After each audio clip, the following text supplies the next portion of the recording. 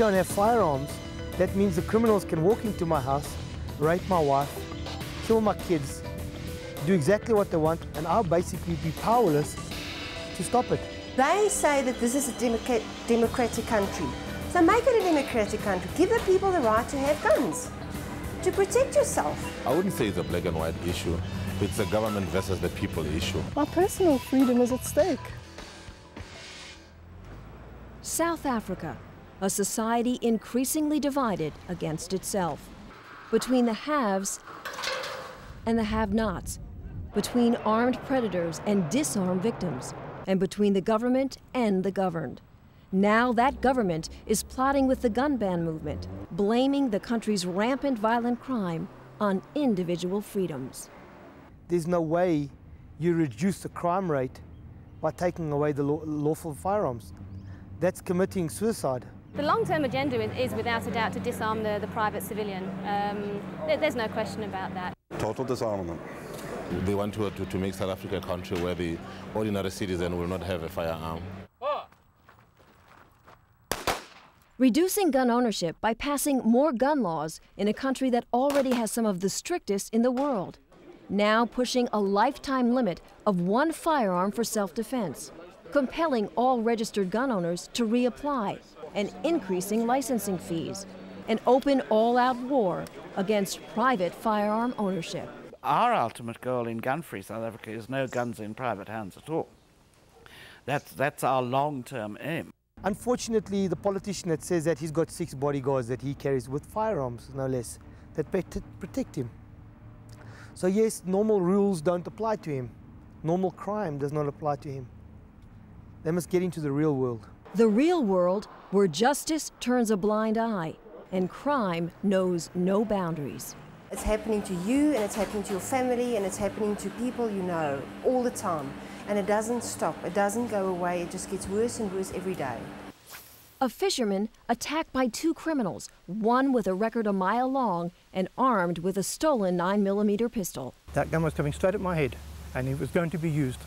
If I had not been armed, I would have been dead. It's that simple. A farmer whose father was shot to death. Now, there are as many as 15 senseless murders on farms every month. The police haven't got the capacity to protect the people, so he's got to do it himself. And that is being taken away from him now with the new legislation. And police officers carjacked, targeted for their guns. The numbers startling. Since 1994, nearly 1,300 police officers killed in the line of duty. The guys are dying out here. Just outside our unit, we had a policeman killed about 3 weeks ago. And it's bad, and it's not getting any better. Families who can afford security have locked themselves in, hoping to lock the criminals out, living in high-walled compounds surrounded by electric fences and razor wire. We have become prisoners in our own home. And don't tell these people living in the townships that tougher gun laws will make their communities safer. Terror is a constant companion because the lawless have free rein. Many of the people here in the township we talked to didn't want to be interviewed on camera for fear of speaking out or being disloyal to the government they elected. But at the very same time, they say, this is not what they expected. They finally elected a government they thought would give them the freedom to own a firearm, and now that very same government they entrusted wants to deny them and every other law-abiding South African that right. But for these people here, a firearm is their only insurance, their only protection, because they can't afford security and they can't rely on the police. If you phone the police, you tell them, yeah, I've been attacked on gunpoint. They say, no, come down to the station. We're also afraid we won't come. They come down and report the matter and open up a case. Quite often, in many cases, they have raped the man's wife or his daughters in his presence because they have the firearm and he had absolutely nothing to defend himself. Now that is really tragic. Police admit they're undermanned, undertrained, and outgunned by criminals. Storage rooms at police departments filled with illegal confiscated guns, AK-47s and sawed-off shotguns, taken away from street thugs who aren't taken off the streets. The criminal in this country has to be taught to fear the law-abiding citizen, Because at this stage of the game, they do exactly what they want to who they want, and nobody stops them. Police who can't protect the people, a justice system that won't, and a government that doesn't trust its citizens to protect themselves, insisting on stripping them of their gun rights. It's a movement fueled behind the scenes right here at the United Nations, backed by a well-financed global network that's gaining manpower, money, and momentum fast. The global mission would be a relatively gun-free future for the world's people. The funding for this particular draft, the proposed legislation, has come from a number of sources. The two prominent ones are the United Kingdom. The British government provided money.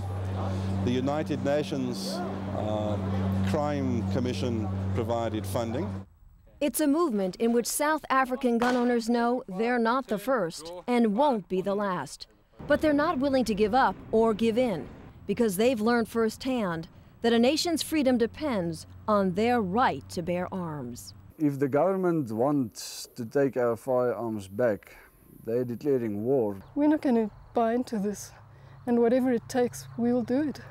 If the government wants the firearms from us, they must come and collect the firearms. And I'm not going to just hand it over to them. The day they disarm us, that'll be the end. A global threat, a tide of total firearm prohibition, and a plea to American gun owners for a united front to meet it head on. They must look out and they must support us in this whole situation, because if we're going to fall down, they're going to be the next. What I would say to them is that they're sleeping through a revolution.